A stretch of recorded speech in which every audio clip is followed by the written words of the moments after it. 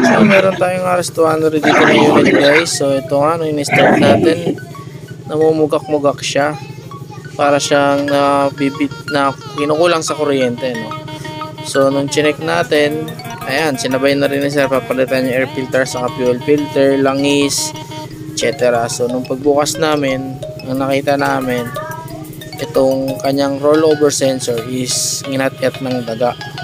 So pinalitan namin ng mga wires. So ayan, makikita sa video, pinalitan namin ng wires. So nag-okay na yung kanyang unit.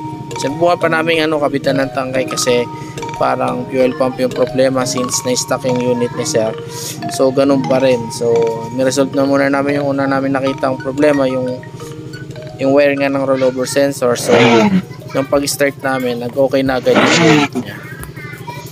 So sa mga gusto magdala ng unit, chat lang kayo sa aming page or sa aking profile